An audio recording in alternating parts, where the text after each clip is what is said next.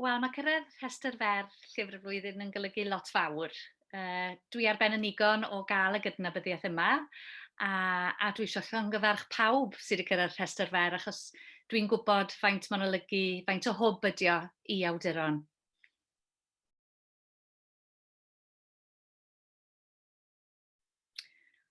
Wel, oedd llynedd yn flwyddyn brysur iawn i fi fel awdur. Rhwng Hydref 2019 a Hydref 2020 nes i gyhoeddi 4 cyfrol, ac oedd 2 o'r rheina'n nofela, ac mae'r ffaith oedd wal wedi cyrraedd y rhestr fer yn goron ar flwyddyn oedd yn gynhyrchiol iawn, ond yn brysur iawn hefyd.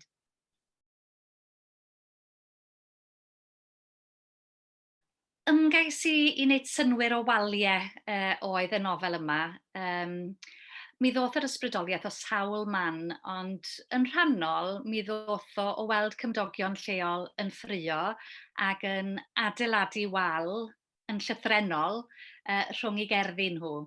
A dyma ddechrau meddwl, wel, os ydyn ni mor diriogaethol ar lefel blwyfol, sam syndod bod hon yn broblem byd-eang, y ffenomenon yma o ni a nhw, hynny ydi oedd Brexit yn enghraifft o hynny.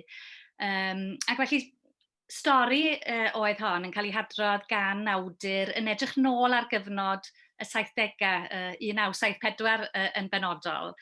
Ac mi wnes i fwynhau atgoffa'n hun o'r cyfnod rhyfedd yma, yn arbennig felly cyfnod y 3-day week adeg Llywodraeth Edward Heath, pan oedd 'na ddogni ar drydan, a'r ffaith bod 'na ddogni ar drydan yn golygu bod ysgolion yn cau a ninnau'n cael yn addysgu o adre yn debyg iawn i beth sydd wedi digwydd yn ystod cyfnod y pandemig.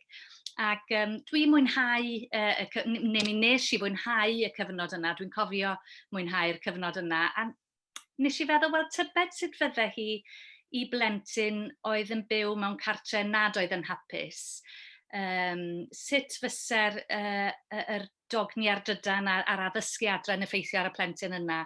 A da ni'n ymwybodol rwan wrth gwrs bod yna blant yn ystod y cyfnodau clo diweddar wedi bod yn byw yn styc mewn cartrefi anhapus, cartrefi treisgar iawn, a mae'n siŵr bod nhw'n teimlo'r waliau yna yn cau amdanyn nhw. Dyma mam gi Cenarth. Mam gi Cenarth a'i danedd dodi a'i hogle côl tar. Mae mam gi Cenarth fel potel o calamine lotion sy'n gwella bob dolyr. Mae Sian yn hoffi pan ddaw mam gi Cenarth i aros. Mae Sian yn hoffi mynd i aros at mam gi Cenarth.